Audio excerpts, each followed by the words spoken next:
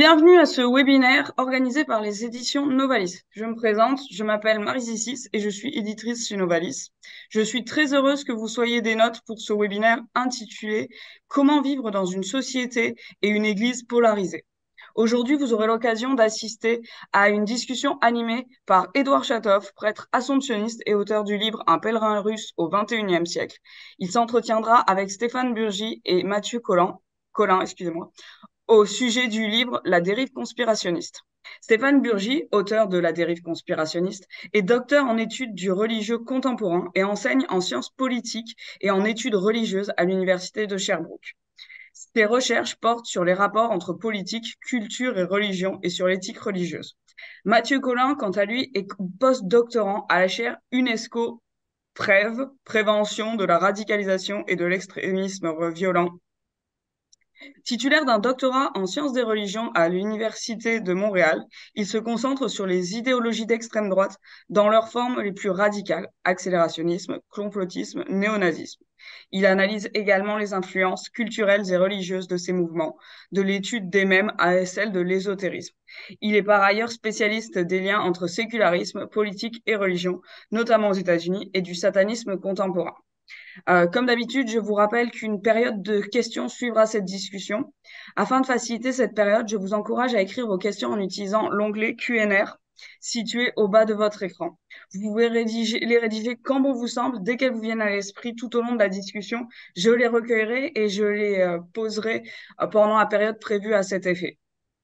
J'en profite pour vous informer que les éditions Novalis offrent la dérive conspirationniste en rabais aux participants et aux participantes du webinaire pour un temps limité. Je vous transmettrai le code promo pour profiter de ce prix spécial à la fin de la rencontre. Vous pourrez l'utiliser sur notre site ou en appelant le service client. Enfin, sachez que ce webinaire est enregistré. Il pourra donc être visionné et partagé d'ici quelques jours. Sans plus attendre, je cède le micro à Édouard Chador, qui animera la rencontre. Bon webinaire à toutes et à tous. Bonjour à toutes et à tous. Bonjour Stéphane, bonjour Mathieu. Bonjour. C'est étonnant de se retrouver autour de ce sujet de dérive conspirationnaliste. Et alors, je vais vous poser tout de suite la question sans trop attendre. Pourquoi c'est un sujet d'actualité, Stéphane? Pourquoi, en fait, vous avez écrit ce livre et en connaissant que Mathieu a beaucoup aimé le livre, pourquoi ça paraît un sujet qui est important à traiter et important à prêter un regard? Stéphane? Ben, écoutez, on vient de terminer, on espère, quelques années, quelques 2, 3 ans de pandémie. Et probablement que le mot conspirationnisme ou théorie du complot fait aussi partie, après le mot COVID, du vocabulaire qu'on a appris durant ces années. Euh, je peux dire que cet ouvrage-là prend naissance d'abord dans une observation très personnelle de me dire, mais comment ça se fait que les théories du complot, cette attitude un peu conspirationniste, soupçonneuse envers les institutions publiques, dans le cas particulièrement de la pandémie, des mesures sanitaires, comment ça se fait que ce soupçon, ce complotisme a eu autant de succès dans certains milieux, particulièrement dans certains milieux croyants? Euh, et donc, euh, je dirais que c'est la première raison, c'est que c'est une observation, un sentiment qu'il y a une sorte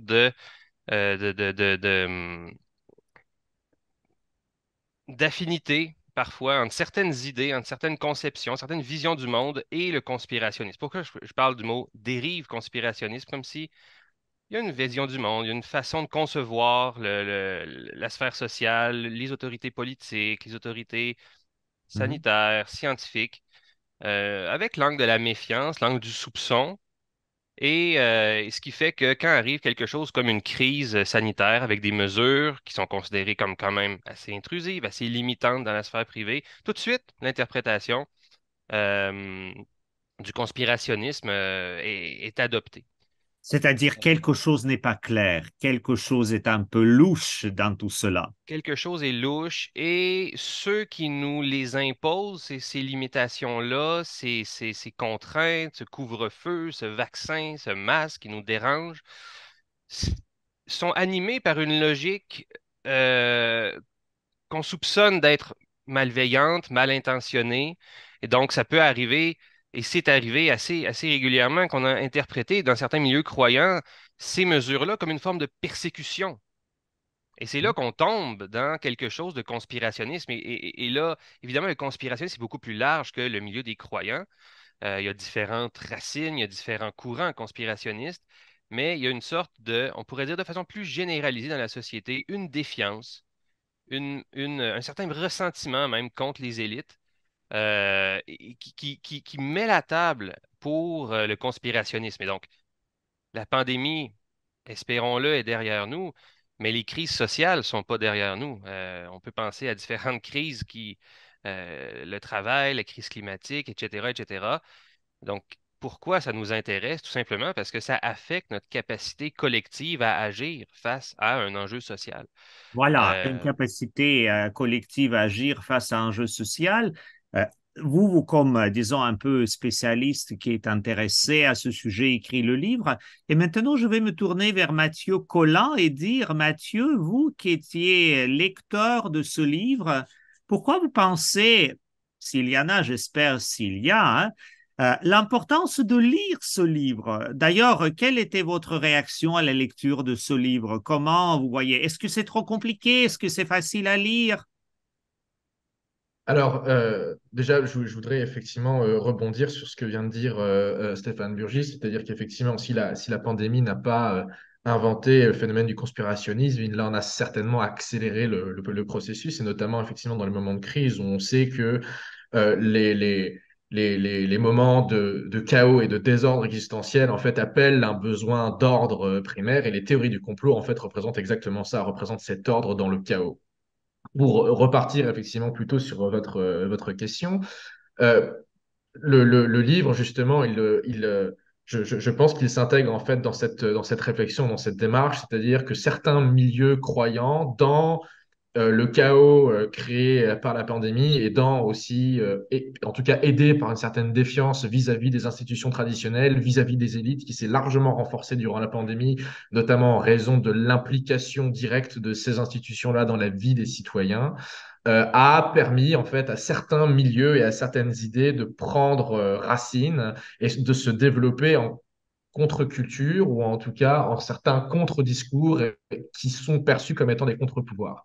Et ce livre-là, je pense qu'il explique de manière euh, très accessible et très bien écrite, je l'ai déjà souligné à Stéphane et je le redis ici, ce phénomène justement de presque d'isolement ou d'insularité en fait de certains milieux dans le catholicisme qui se sont construits en fait contre un discours traditionnel réformiste qui a été poussé notamment par le pape François, et donc et donc ces groupes-là ont senti que le catholicisme était une sorte de forteresse assiégée à la fois par une perte des valeurs, par une certaine décadence morale, par un certain discours réformiste dans lequel ils ne se retrouvent pas. Et la pandémie a été donc l'occasion pour ces groupes-là de retrouver en tout cas une voix et de le mêler à des discours identitaires. Et je trouve que ce livre fait extrêmement bien cette démonstration-là, de montrer comment est-ce que cet écosystème, finalement, à l'intérieur du catholicisme se constitue, quels sont ses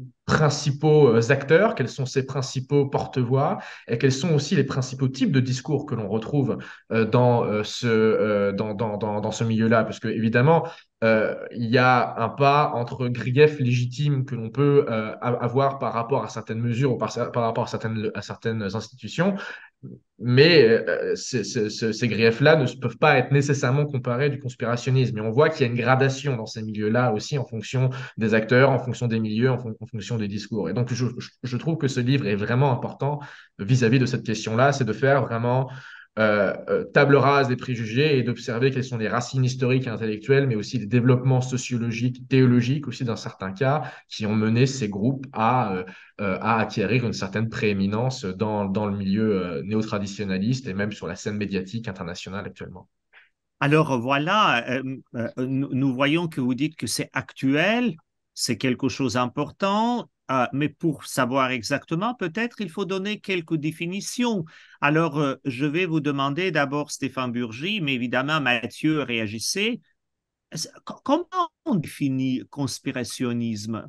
En plus, vous avez prononcé un autre terme, c'est fondamentalisme. Et en plus, Mathieu, en terminant votre réflexion, vous avez aussi utilisé ce terme néo-traditionnalisme. Alors, Stéphane, on va commencer par vous. Mhm. Comment on définit conspirationnisme? Comment on peut en définir un lien avec cela, fondamentalisme ou pas seulement un lien? Et quelle est la place de néo-traditionnalisme? Alors, dressons les définitions de ces trois termes pour avancer dans notre réflexion et notre échange. Parfait. Conspirationnisme, c'est une grille de lecture, une vision du monde, et je dirais une grille de lecture de l'actualité. Le conspirationnisme voit derrière, l'adhérent au conspirationnisme, voit derrière les événements de l'actualité l'action de forces occultes, d'intérêts non dits, malveillants, et dans le fond, son réflexe est d'exercer une sorte de soupçon systématique contre ce que lui-même va appeler le discours officiel, ce qui en soi est aussi une construction du conspirationnisme, une défiance systématique contre ce qu'il appelle le discours officiel pour reconstruire une nouvelle narration dans laquelle interviennent voilà, des intentions malveillantes, soit des acteurs un peu cachés dans l'ombre, qui viennent aller vraiment à l'encontre des intérêts immédiats de la population. Et donc, ce qui est important de comprendre, c'est que le conspirationnisme est cette grille de lecture, cette grille interprétative, cet a priori avec lequel on regarde ce qui se passe dans la société. Et ce conspirationnisme se décante, si on veut, ou s'incarne dans des théories du complot par rapport au vaccin, par rapport à le 5G, par rapport à tous les événements, finalement, peuvent être passés, si on veut, au filtre du conspirationnisme. Et là, on a une multiplicité quasi infinie de théories du complot. Ça, c'est le complotisme. Peut-être je laisserai Mathieu parler du fondamentalisme, ce qui, à mon sens en tout cas, concerne davantage, on va dire, la droite évangélique. On dit souvent le fondamentalisme protestant ou le fondamentalisme évangélique. Du côté catholique, je privilégie le terme traditionnalisme ou néo-traditionnalisme. Alors, le néo-traditionnalisme, c'est aussi une vision du monde qui aussi se construit sur une opposition entre un ordre chrétien, donc c'est évidemment une référence à la tradition, donc une certaine nostalgie du monde traditionnel où le christianisme était dominant, hégémonique, où il y avait une ascendance dans toutes les sphères de la vie sociale, une nostalgie de cette époque-là. Et on construit une opposition fondamentale, je dirais quasiment ontologique, une opposition identitaire forte entre un nous croyant euh, qui se structure autour des valeurs traditionnelles, autour d'une certaine nostalgie de l'époque d'antan, et le monde extérieur. Alors là, les épithètes, les titres peuvent varier. Le traditionnalisme du 19e siècle parlait de la modernité, du libéralisme, du matérialisme. Aujourd'hui, on va parler du mondialisme, on va parler de la sécularisation, on va parler de l'ordre libéral, on va parler encore une fois du déclin des valeurs, etc., d'une culture une culture anti-chrétienne. Et le néo-traditionnalisme, c'est très manichéen sur ce plan-là. Il y a un nous croyant et il y a une culture extérieure qui est menaçante, qui est contraire à nos valeurs, qui propose des antivaleurs. euh, et plus souvent qu'autrement, si on veut reconnaître le discours néo-traditionnaliste, il va y avoir certains points de repère qui vont devenir un peu des marqueurs identitaires forts, des valeurs morales. La question du droit à l'avortement, de l'homosexualité est omniprésent.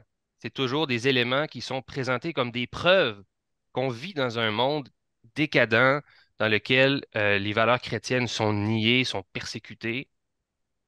Ensuite de ça, il y a évidemment toute la question liturgique. On le sait, il y a un certain regain pour ce qu'on appelle la forme extraordinaire ou plus communément la messe en latin. Et encore une fois, très souvent, au-delà d'une préférence liturgique, qui peut être tout à fait légitime, évidemment, mais au-delà d'une préférence liturgique, c'est une façon aussi d'adhérer à une certaine vision du monde dans laquelle on critique les avancées de Vatican II, on critique évidemment le pape François, euh, on critique et on critique aussi à travers ça la société qu'on qualifie de matérialiste, qu'on qualifie d'hédoniste, qu'on qualifie euh, voilà, de libéral, etc., etc.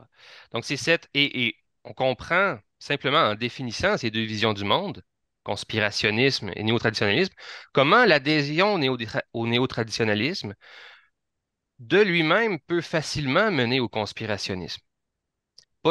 Je prends la peine, évidemment, toujours de distinguer les deux. On peut avoir des valeurs, être croyant, avoir une certaine méfiance, un certain malaise face à certaines évolutions sociétales, sans nécessairement tomber dans le conspirationnisme. Il reste que cette grille de vision très manichéenne, cette mise en opposition entre un nous croyant et un monde extérieur euh, qu'on voit avec méfiance, conduit souvent et assez naturellement à adopter sur des enjeux précis une grille de lecture plutôt conspirationniste. Et on l'a vu avec la pandémie, dans des milieux qui étaient déjà marqués par un certain conservatisme, un certain traditionnalisme, les grilles de lecture conspirationnistes se sont amarrées un peu naturellement à leur vision du monde comme une façon de comprendre ce qui est en train de se passer. Donc, les mesures sanitaires, tout ça, c'est des instruments de persécution. On parle de destruction de la civilisation chrétienne. On est dans ce genre de vocabulaire-là. Mathieu, est-ce qu'il y a d'autres éléments que vous aimeriez évoquer dans ces définitions des mots, de ces Bah, réalités? je pense que ce sont des très bonnes définitions que Stéphane vient de donner. Effectivement, il faut rappeler que le conspirationnisme, c'est avant tout un mode de pensée. C'est une vision du monde articulée selon effectivement la prémisse que l'ordre du monde est décidé par un petit groupe de personnes agissant dans l'ombre. Et les théories du complot, en fait, consistent en les modalités de cette vision du monde-là. J'aime bien la définition qu'en donne Franck Rébillard dans un article de 2017 où il rappelle Wittgenstein en disant que si la réalité est un ensemble de relations causales ordonnées qui font tenir les événements du monde, eh bien, le conspirationnisme et les théories du complot en fait viennent détruire ce tissu ordonné pour démasquer la réalité brute derrière la réalité qui a été cachée. Donc c'est vraiment en cela que le conspirationnisme est un mode de pensée qui organise certaines structures.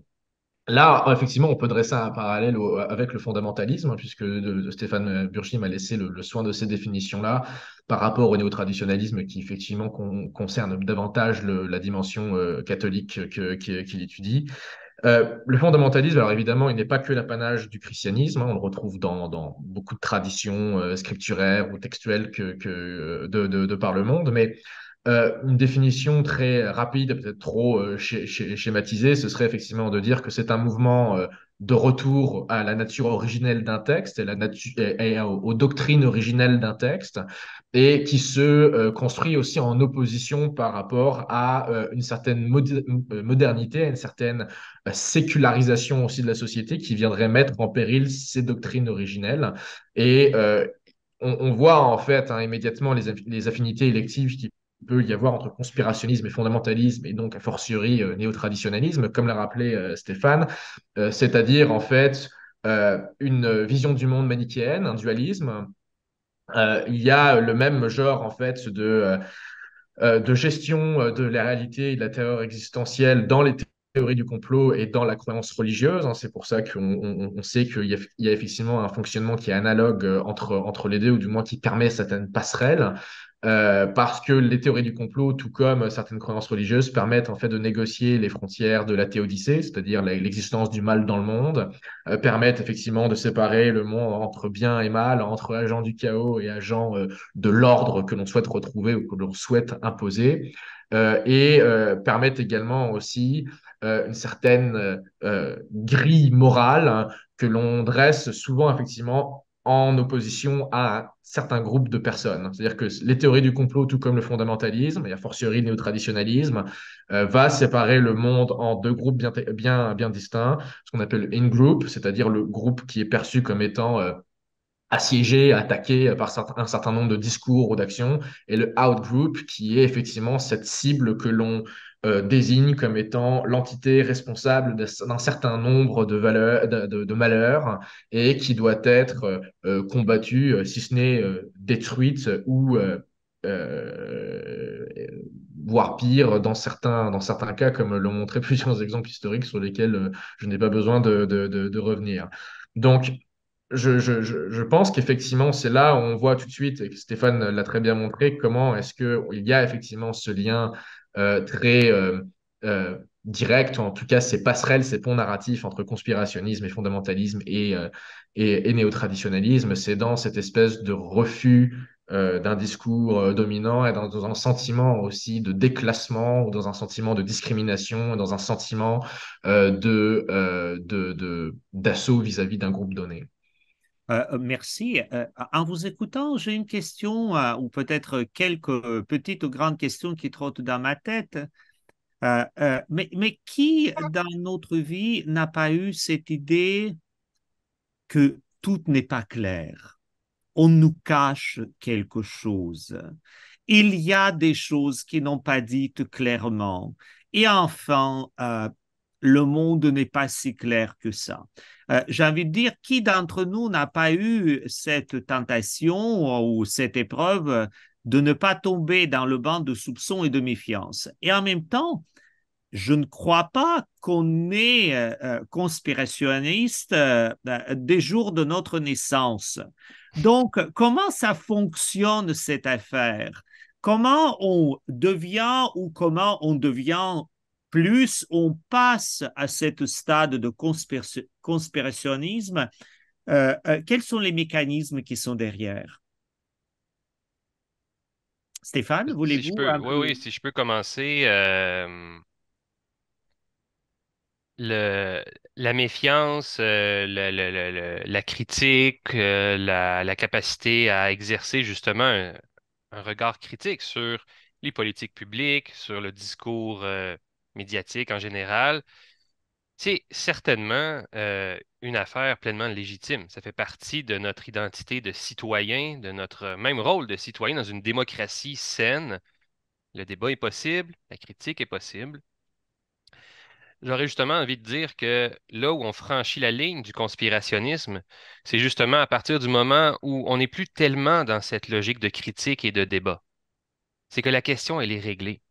Ça devient une certitude. Ça devient une conviction hyper dogmatique selon laquelle euh, le monde fonctionne de telle manière.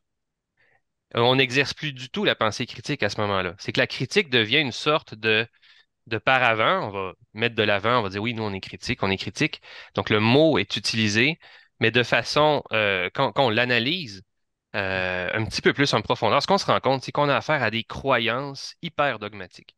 On a affaire à des croyances qui ne se remettent elles-mêmes pas en question et qui ont fait réponse à tout, qui sont capables d'expliquer le moindre événement politique avec une grille de lecture qui va pouvoir éventuellement évoluer au fur et à mesure que les événements vont contredire les prédictions. Et donc, on est face à un phénomène où l'adhérent, finalement, doit mettre en sourdine cette pensée critique, doit mettre en sourdine cette capacité à exercer un certain recul par rapport à ce qui lui est présenté. Et donc, c'est vrai que la nuance, parfois, elle n'est pas évidente à faire. Je pense que c'est pour ça aussi que c'est important de ne pas mettre l'ensemble des critiques. Encore une fois, on revient à la question des mesures sanitaires. Certaines critiques étaient légitimes. Je fais quand même de rappeler que le gouvernement a reculé. Le gouvernement Legault, par exemple, a reculé sur un certain nombre de choses, notamment la fameuse taxe pour les non-vaccinés ou autre chose, ou l'application du couvre-feu aux itinérants, des choses comme ça. À un moment donné, il y a eu des critiques pleinement légitimes et nécessaires qui ont dit un instant, on comprend, il y a une pandémie, il y a une nécessité d'avoir des mesures. Le masque, le vaccin, tout ça fonctionne très bien, c'est pas ça la question. Mais là, à un moment donné, il y a une question de distribution, de comment on distribue le poids de l'effort collectif, parfaitement légitime. Le conspirationnisme nous amène ailleurs. Ce genre de considération pragmatique, qu'est-ce qu'on fait au nom du bien commun? Comment est-ce qu'on distribue l'effort collectif pour faire face au virus? Euh, Ce genre de questions pragmatiques sont précisément les questions que ne posent pas les conspirationnistes. Ils vont parler de façon générale de la logique hygiéniste, Ils vont parler de façon générale d'un plan pour manipuler, pour instiller la peur, etc., etc. Et ils vont nous expliquer comment ça fonctionne. Et ils vont nous expliquer que en ne prenant ni le masque, ni vaccin, ni etc., on est des résistants et que voilà, c'est ce genre. Et donc là, on n'est plus du tout dans une logique de participation citoyenne avec son regard critique, la capacité euh, à discuter. Et comme beaucoup d'idéologies un peu radicales, le conspirationnisme et le néo-traditionalisme aussi ont cette caractéristique-là en fait, de ne pas intégrer le pluralisme, la pluralité des points de vue. Ils ont leur réponse, ils ont leur vérité. Elle est relativement absolue, elle est très peu discutable. L'autre est l'ennemi. Et donc, cette logique-là, justement, très manichéenne, tend à noyer, en fait, le véritable esprit critique, celui dont a besoin la démocratie pour bien fonctionner, à travers des discours souvent très extravagants, paranoïaques, qui aident pas du tout, en fait, à discerner ce qui est juste là, dans la sphère publique. Stéphane Burgy, vous venez d'évoquer deux disons, expressions, deux réalités super importantes, c'est effort collectif et au nom du bien commun. Donc, il y a cette tension croyant-citoyen ou fondamentaliste en certitude, mais aussi vivant en communauté dans la cité avec les autres. Je sais que Mathieu Collin, vous, vous êtes très attentif à cet aspect. Qu'est-ce que vous pouvez nous dire dans cette tension, dans ce fonctionnement de conspirationnisme, dans cette réalité effort collectif au nom du bien commun ou l'absence de l'effort collectif au nom du bien commun? Alors, c'est une excellente question. Certaines, les racines des réponses peuvent être trouvées effectivement dans l'intervention de Stéphane Burgis sur la question précédente, c'est-à-dire en fait de considérer que le conspirationnisme, encore une fois, est un mode de pensée qui organise la réalité. On n'est plus effectivement dans une optique de délibération citoyenne ou de doute méthodique, on est dans un doute qui est systématique et qui détricote en fait l'ensemble du tissu de réalité commun. Donc l'effort commun effectivement qui est voulu notamment en temps de crise, il n'intègre plus les logiques pluralistes des différentes forces qui peuvent être à l'œuvre, qu'elles soient économiques, qu'elle soit hygiénique, qu'elle soit sanitaire, qu'elle soit comment on se pourrait dire, sociale, ou j'en sais rien. Mais elle n'intègre plus en fait cet ensemble de facteurs qui rendent justement cette réalité complexe, au contraire, pour la rigidifier, pour la simplifier et la schématiser. Elle n'intègre pas le pluralisme tout simplement parce que en fait, elle dresse un portrait d'une société distincte entre un groupe, encore une fois, qui est vécu comme étant attaqué et des élites malveillantes, ou une société globalisante, en fait, qui est dans l'opposition ou la malveillance la plus totale à l'égard du groupe-là.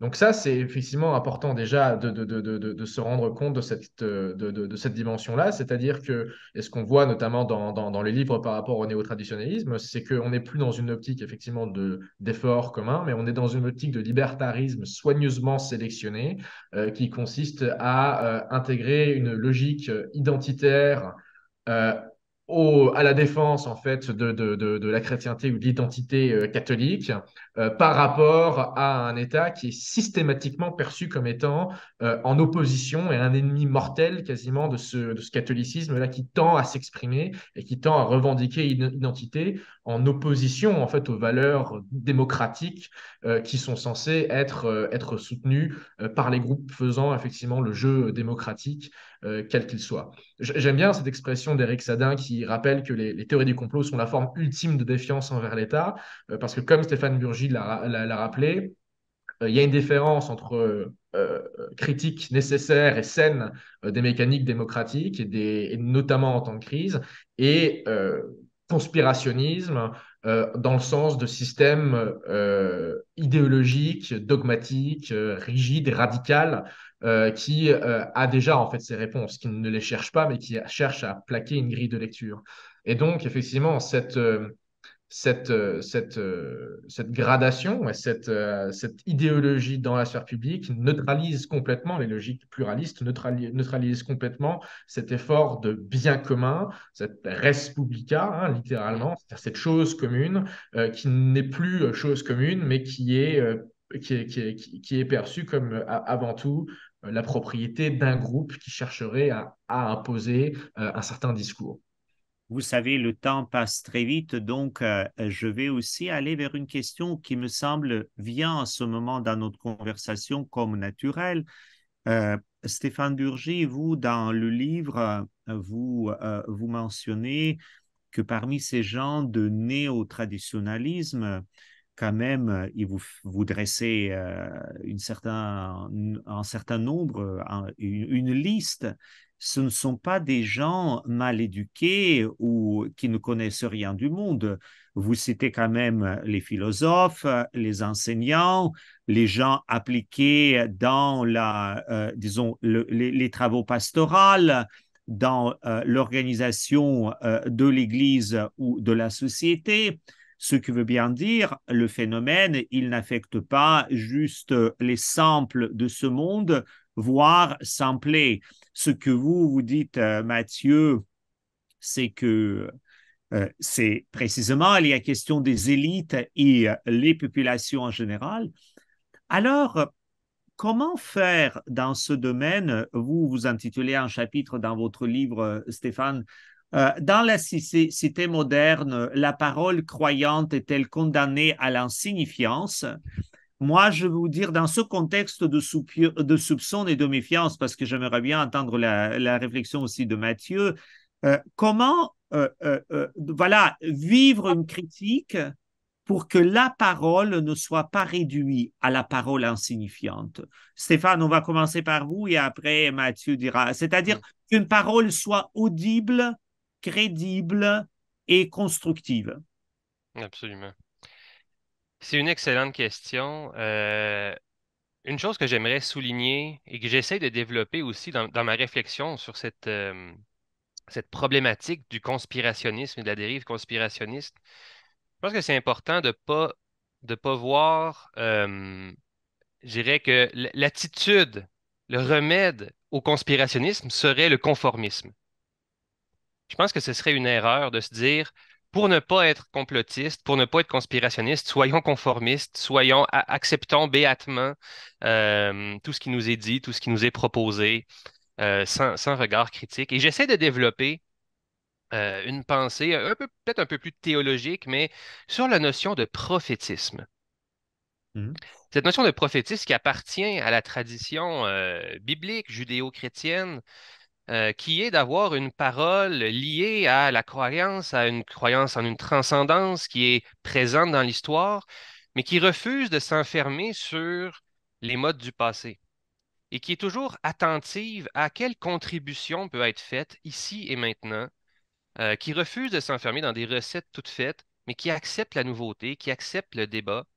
Et à mon sens, une grande part de la réflexion et de la solution peut-être à cette dérive conspirationniste, c'est de redécouvrir du point de vue des identités croyantes cette espèce de souplesse qui fait que la croyance, la fidélité à l'identité croyante ne se résume pas à reproduire un certain nombre de recettes, à résister au changement, à être en constante réaction contre toutes les critiques, contre toutes euh, contre toutes contre tout ce qui de tout ce qui vient de la société sécularisée, qui peut parfois être confrontant, effectivement, pour le croyant, mais plutôt de se dire quel est le rôle du croyant ici et aujourd'hui dans la sphère publique pour le bien commun. Donc, remettre cette question du bien commun très concret, une question pragmatique aussi, de s'engager de façon pragmatique sur les enjeux qui concernent tout le monde, qui concernent l'organisation de la société, qui concernent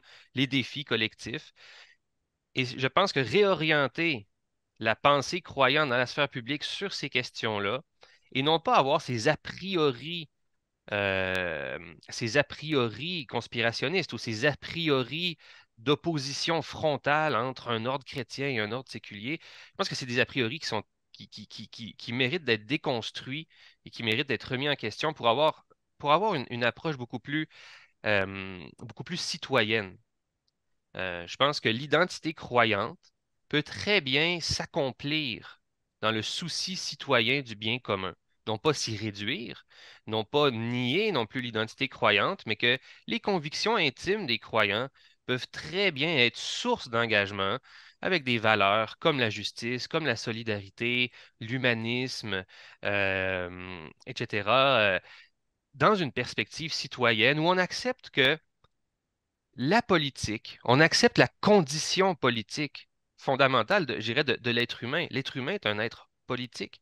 Et donc, nos convictions, nos valeurs morales, nos conceptions du monde ne sont jamais parfaitement appliquées dans la sphère publique, dans la sphère politique. Il y a toujours une négociation, il y a toujours une certaine acceptation d'une forme d'imperfection, de quelque chose de temporaire, de quelque chose qui est toujours à négocier. Et accepter ce jeu-là, à mon avis, est aussi quelque chose qui peut aider à réconcilier un peu le croyant, peut-être un peu anxieux, mal à l'aise par rapport à certaines réalités sociales, le réconcilier avec son identité croyante et son identité citoyenne.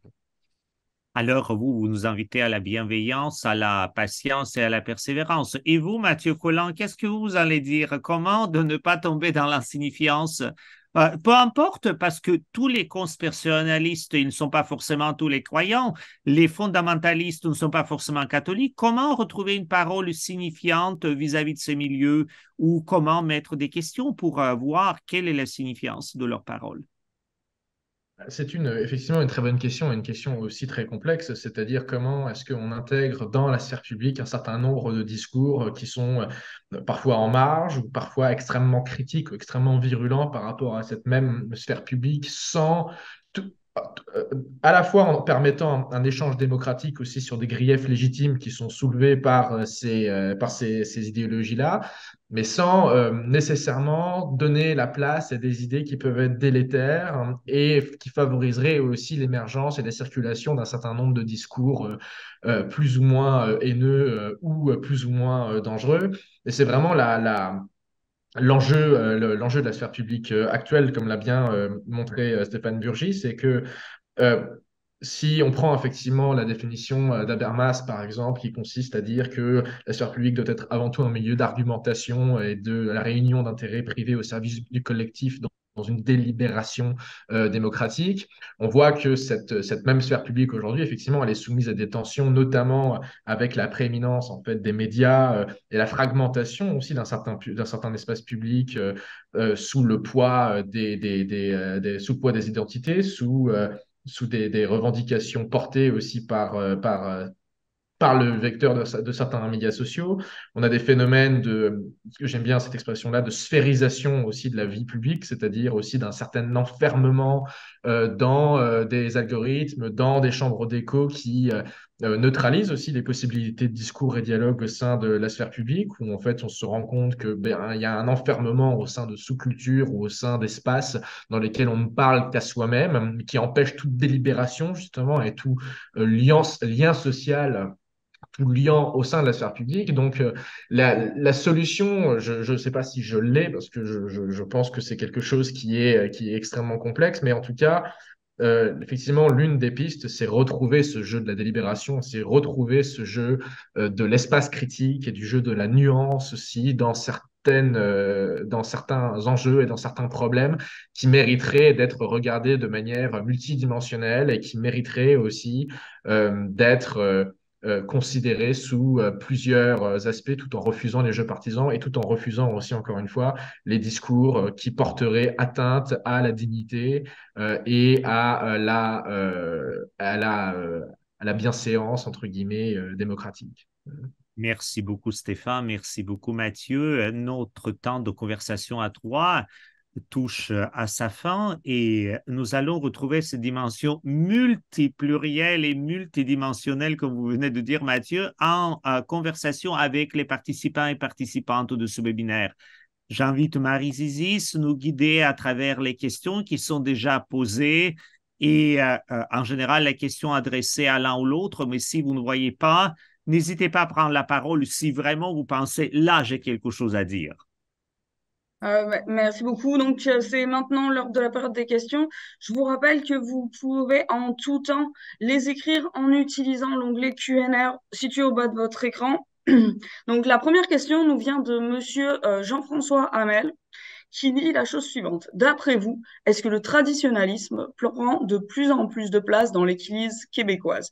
En tout cas, Jean-François Hamel le constate aisément parmi les nouveaux croyants catholiques. Comment se fait-il que ce soit présent alors que le message officiel, évêques québécois et agents pastoraux, n'appelle pas à un retour à la tradition, mais le permet malgré tout? Hmm. C'est euh, c'est une excellente question et une observation que je partage aussi. Et je sais que beaucoup euh, de ceux et celles à qui je parle du sujet de mon livre, etc., qui sont dans les milieux catholiques, partagent aussi cette impression-là. La question, c'est pourquoi? Euh, dans le, dans le milieu catholique en général, il y a je dirais un premier niveau de réponse, c'est que le pontificat du pape François a eu un effet paradoxal. Bon, le pape François est arrivé et a non pas transformé, a pas fait des transformations doctrinales majeures ou révolutionnaires, mais il a changé la, fa- l'attitude, l'approche de l'Église face au monde pour vraiment mettre l'accent sur un rapport très fraternel et très peu suspicieux.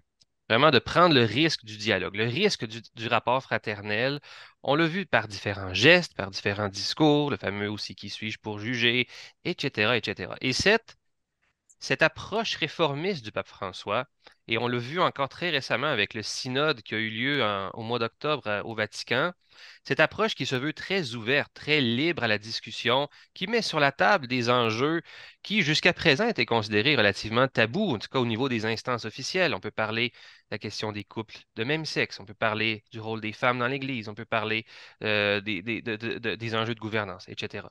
Cette approche réformiste du pape François a rendu très nerveux et a rendu très virulent tout un pan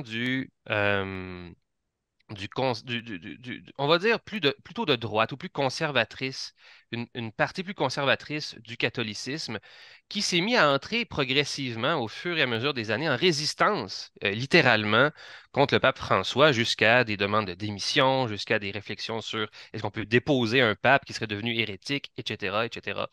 Ce genre de réflexion-là est en pleine effervescence dans les milieux traditionnalistes. Juste ce matin, je lisais un article sur ce sujet-là. Est-ce qu'on peut déposer un pape hérétique?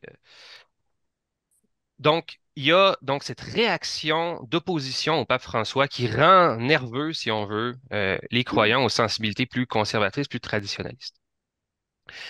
Je pense qu'il faut aussi mettre en relation ces dynamiques internes dans l'Église à un contexte plus général de montée des forces politiques populistes, des forces politiques qui sont plus à droite, droite identitaire, et qui contestent, elles aussi, un ordre social libéral, un ordre social fondé sur des valeurs humanistes, universalistes, etc. Un ordre sécularisé, évidemment, aussi. Et donc, le fait que tant dans l'Église, il y ait cette réaction contre le pape François et qu'à l'extérieur de l'Église, les forces montantes sur la scène politique charrient aussi tout un sentiment d'amertume, de ressentiment contre les élites, donne l'impression aussi aux forces, aux courants plus traditionnalistes au sein de l'Église, qu'en fait, ils peuvent se décloisonner et participer à un mouvement plus large de contestation, et que finalement, ils sont peut-être loin d'être une minorité, peut-être qu'ils sont une majorité, peut-être que finalement, ils sont capables de reprendre l'ascendance sur l'histoire, peut-être que leurs idées qui croyaient être en déclin sont finalement sur le point de revenir à l'avant-scène et de faire l'histoire. Ça, c'est un changement assez intéressant à observer dans les discours traditionnalistes. Cette impression d'être capable de se projeter, vraiment avoir une influence sur la politique. Et c'est là que, par exemple, l'exemple américain est très intéressant à étudier parce que beaucoup de catholiques, encore une fois, plus à droite, plus conservateurs, ont projeté, avec les évangéliques et autres, sur Donald Trump, une véritable figure messianique de restaurateur de l'ordre chrétien. Et Donald Trump, c'était pas une figure marginale, c'était le président des États-Unis. Et il est en posture pour se représenter. Et donc, cette idée que c'est peut-être possible cette nostalgie un peu marginale, ah, c'était mieux avant, on est mal à l'aise par rapport à l'ordre politique. Tout d'un coup, on dirait que certains croyants redécouvrent une forme d'agentivité et se disent, ça y est, c'est notre moment, c'est notre temps. On peut, on peut, euh, on peut en finir avec cet ordre libéral qu'on considère comme étant un ennemi de la chrétienté, un ennemi des valeurs chrétiennes. Alors, il y a un momentum, je dirais avec des moyens aussi financiers, avec des réseaux de diffusion d'idées. Et ces personnes-là qui restent, à mon sens, au niveau de la population catholique très large, une minorité, sont tout de même extrêmement actifs, extrêmement dynamiques et réussissent à convaincre euh, des jeunes convertis, les séminaristes, ils ont des moyens de diffusion, ils sont très, voilà, très, très, très dynamiques. Et puisqu'on est en 2023, puisque c'est l'ère des réseaux sociaux, d'Internet et tout, ben, ces idées se diffusent. Je pense pas qu'au Québec, pour revenir à la question, précisément, on soit un lieu particulièrement de production de cette pensée-là, mais clairement que on est à cheval entre la culture américaine, aussi le traditionnalisme français, et donc via différents chaînes YouTube, différentes personnalités sur les réseaux sociaux, et des leaders d'opinion, ces idées circulent, ces idées sont lues, entendues et reproduites ici au Québec. Donc, on se retrouve avec effectivement, un- un retour du traditionnalisme chez chez les plus jeunes, les jeunes familles, les jeunes croyants. C'est quelque chose Je qui me s'observe. permets d'intervenir, Stéphane, parce que vous avez dit les gens convertis, les catholiques, mais je vois réagir Mathieu et je vais me tourner vers lui. Mais est-ce que tous les camionneurs de marche à Ottawa et à Québec étaient les jeunes convertis et tous les catholiques? Je ne le crois pas. Donc le phénomène est sûrement plus large. Alors Mathieu, pendant que Stéphane parlait, vous avez fait beaucoup de signes que c'est comme vous inspirez ou questionnez. Alors, qu'est-ce que vous pensez? Qu'est-ce que vous aimeriez dire? En fait, Stéphane Burgy a mis le doigt sur des choses qui sont très importantes.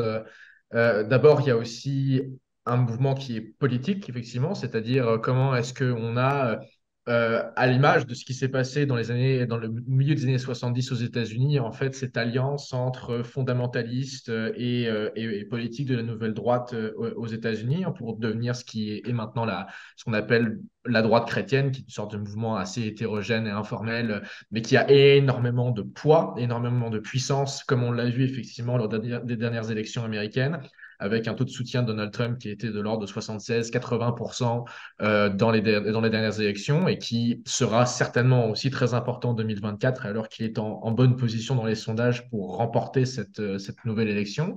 Et donc, il y a effectivement ce premier point qui est important à souligner, c'est que cette résurgence ou en tout cas cette consolidation de mouvements néo-traditionnalistes ou très orthodoxes, très fondamentalistes au sein de certains milieux, elle s'accompagne en fait d'un mouvement politique populiste, néo-populiste ou national-populiste dans certains cas, qui est une sorte de lame de fond en fait qui entraîne tout un mouvement réactionnaire derrière lui. Et effectivement, le convoi d'Ottawa, c'était aussi très hétérogène.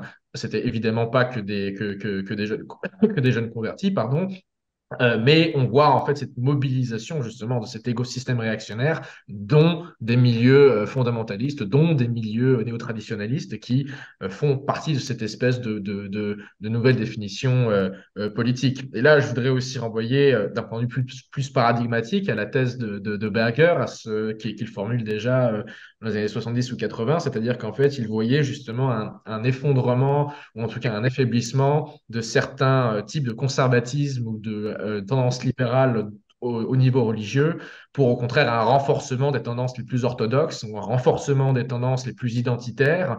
Et en fait, c'est un mouvement que l'on voit actuellement. C'est-à-dire que qu'est-ce qui est vigoureux actuellement?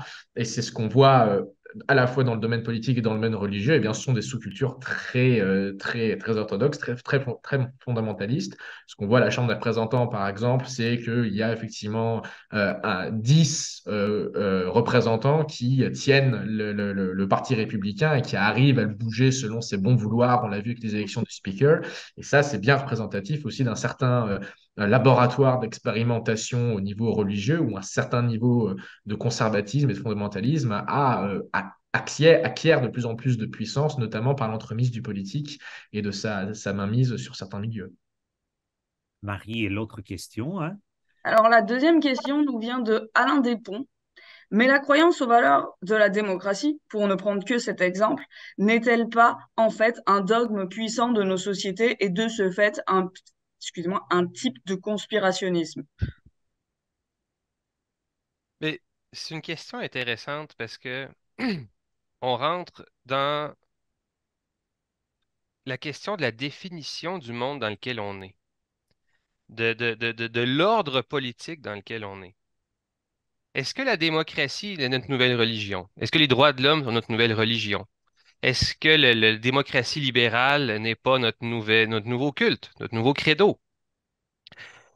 Personnellement, je tiens à nuancer ces affirmations-là. Je pense pas que on puisse affirmer ça. Je pense que le propre de la démocratie libérale est précisément de prendre au sérieux le pluralisme.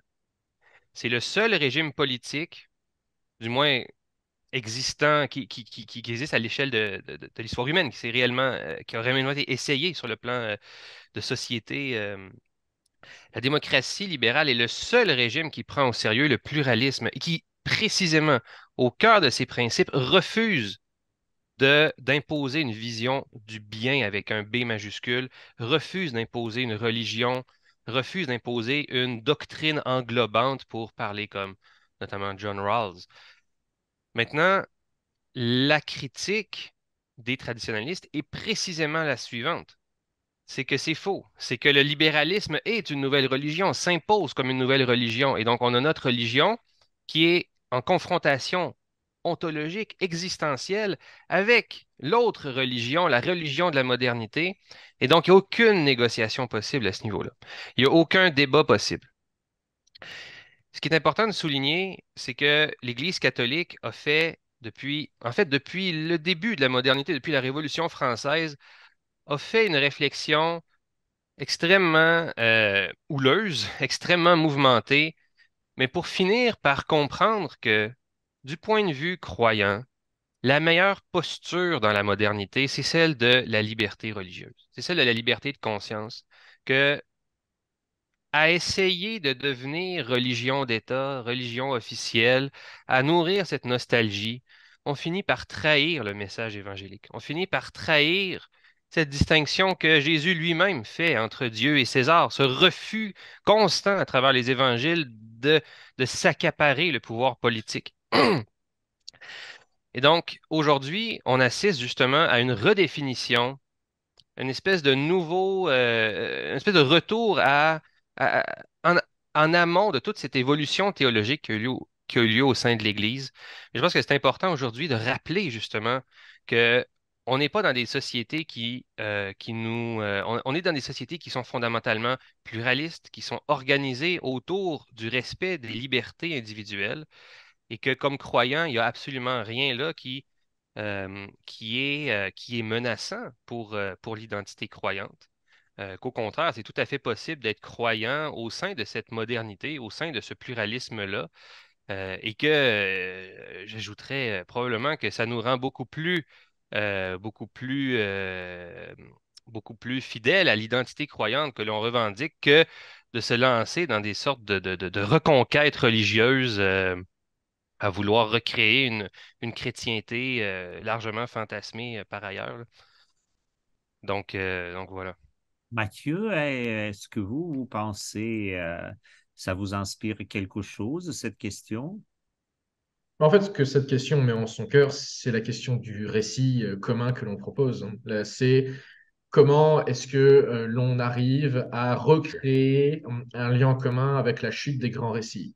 Effectivement, je suis de la même position que Stéphane Burgi. Je ne pense pas qu'il faille décrire la démocratie comme étant une religion, comme un nouveau credo, parce que c'est justement en fait ce régime qui permet le pluralisme des points de vue et qui permet cette espèce de délibération nécessaire, hein, et ces espaces de critique nécessaires, hein, mais toujours dans une construction qui est de l'ordre de la de la co-indépendance, on va dire, ou de l'interdépendance, comme le disait Rawls.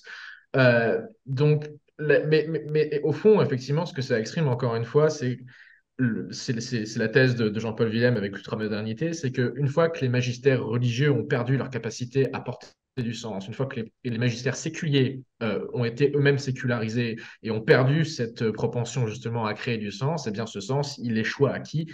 Il échoue il échoue aux individus. Et c'est aux individus qui se retrouvent en fait dans un monde désordonné, désorganisé, qu'il revient de créer un sens et donc de s'organiser en sous-cultures dans lesquelles des identités sont reconnues et qui sont à même de créer ce sens-là et qui entrent en confrontation avec d'autres systèmes de sens qui sont créés à ce niveau individuel et qui entrent en confrontation. Mais ce qui effectivement manque, c'est cette espèce de consensus narratif ou mythique. Il y a Diego Pellizzari qui emploie une expression que j'aime beaucoup qui s'appelle la mythomachie. J'ai dit dans ma thèse qu'on était dans une ère des mythomachies, c'est-à-dire une ère en fait où s'entrechoquent plusieurs mythes, c'est-à-dire plusieurs conceptions de société, sans que l'on arrive en fait à faire consensus autour d'un modèle global qui perviendrait justement à, à, à, à, à garder à pérenniser cette espèce de délibération démocratique. Donc justement, encourager plutôt le dialogue démocratique, c'est important. Alors, Marie, je vais t'inviter à poser peut-être deux dernières questions ensemble et je vais inviter Stéphane et Mathieu donner les réponses brèves et succinctes à ces deux dernières questions parce que je pense qu'ils ont un lien entre eux. J'ai juste, avant les deux questions, une remarque de Yolande Grégoire qui dit que votre discussion lui a fait penser à la discussion entre Jésus et les pharisiens et justement, comme vous en avez parlé, Stéphane, du refus de s'accaparer le pouvoir. Je voulais vous faire part de sa remarque. Donc, la première question nous vient de Claude Deschênes. La compréhension générale d'une société penche généralement pour le discours le plus virulent ou à l'avant-plan qui use d'exemples parfois de scientifiques ou croyants qui portent le discours. N'est-il pas difficile alors de développer une juste attitude évitant cette sorte de confrontation entre les deux visions? À cela s'ajoute la question de Jean Beloin. Quelle attitude avoir avec des personnes, parfois des amis, qui ont un discours conspirationniste? Hmm. Excusez-moi, ça semble impossible d'aborder certains sujets avec ses proches qui ne sont pas nécessairement de mauvaises personnes. Je pense que les deux choses sont liées à l'heure Oui. d'une manière brève et succincte pour nous inspirer. Alors, Mathieu, commencez, hein? Alors, brève et succincte, ok. Toujours une question compliquée. Marie-Ève Carignan et David Morin ont récemment fait, qui sont les titulaires de la chaire UNESCO en prévention de la radicalisation et de l'extrémisme violent, ont fait récemment un livre qui s'appelle mon frère est complotiste, Retrouver le dialogue. Et retrouver le dialogue, c'est ça qui importe en fait dans un cas où on a des proches qui sont complotistes ou entraînés dans une spirale conspirationniste. C'est un. Il y a pas de bonne recette, il n'y a pas de recette miracle non plus. Il faut absolument pas entrer en confrontation directe avec ces personnes-là parce qu'on risque en fait de les repousser plus loin davantage, mais essayer de parler avec eux, de garder le discours ouvert, de garder les possibilités de dialogue, encore une fois, les possibilités de délibération, comprendre leur point de vue, essayer aussi de toujours, pas remettre en question, mais en tout cas, les mettre parfois devant certaines contradictions, mais sans les stigmatiser ou sans les discriminer ou sans les repousser encore plus loin, en fait, tout en donnant raison au système de pensée derrière les théories du complot qui consiste justement en cette séparation entre nous et eux. Et c'est ça qui est très difficile dans des cas, effectivement, des proches sont conspirationnistes, mais garder le dialogue, c'est quelque chose qui importe vraiment dans ces moments-là. Merci, Mathieu. Stéphane? J'aime beaucoup insister sur ce que j'appelle l'horizon citoyen. Euh, cet horizon citoyen, il est intéressant dans le sens où il nous place face à notre responsabilité, non pas uniquement comme moi comme individu, mes opinions, mes croyances, mais moi comme responsable du bien commun. Et évidemment, les espaces où on peut assumer cette identité citoyenne sont malheureusement relativement rares dans notre société. Mais je pense que simplement, parfois, changer de posture et chercher à réfléchir, euh, d'accord, j'ai mes idées, j'ai mes méfiances, j'ai mes critiques, mais on est face à ce problème concret. Il y a un virus qui circule, il y a des changements climatiques, il y a tel problème sociétal. Qu'est-ce qu'on peut faire concrètement? Comment est-ce que, comme citoyen, je peux proposer des solutions constructives? Déjà, ça change le mode de discours. Et ça peut, je suis tout à fait d'accord avec Mathieu pour dire qu'il n'y a pas de recette miracle, mais c'est quelque chose qui peut amener à un déplacement. Et ce déplacement peut être l'amorce de quelque chose qui ramène vers quelque chose un peu plus raisonnable, disons, comme vision du monde. De ma part, je remercie beaucoup à vous, Stéphane Burgy, l'auteur du livre La dérive conspirationniste.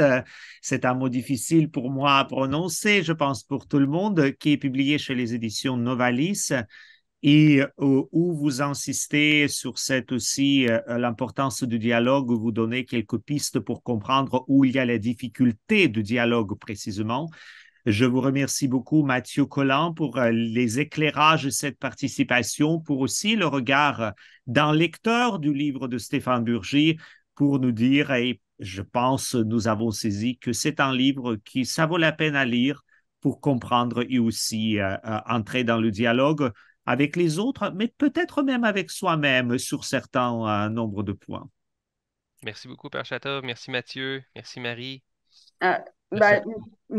bah, merci beaucoup d'avoir participé à notre séance. Malheureusement, elle tire à sa fin. Si vous le souhaitez, vous pouvez m'envoyer vos questions par courriel. Je les transmettrai aux intervenants. Pour conclure, bah, je voudrais remercier Stéphane Burgy, Mathieu Collin et Édouard Chadov d'avoir accepté de discuter de ce sujet passionnant. Je vous rappelle également que Novalis vous offre 25% de rabais à l'achat du livre La dérive conspirationniste. J'ai mis le code promo et le numéro auquel vous pouvez appeler pour avoir le livre dans la boîte de clavardage qui est à la droite de votre écran. Il sera également envoyé par courriel, donc ne vous inquiétez pas si vous n'avez pas pu le copier-coller là tout de suite dans le courant de la semaine prochaine. Vous avez jusqu'au 6 décembre 2023 inclusivement pour en profiter. Finalement, merci à vous tous, les participants et les participantes. J'espère que vous avez apprécié ce webinaire. Au nom de toute l'équipe Novalis, merci encore et bonne fin de journée à vous.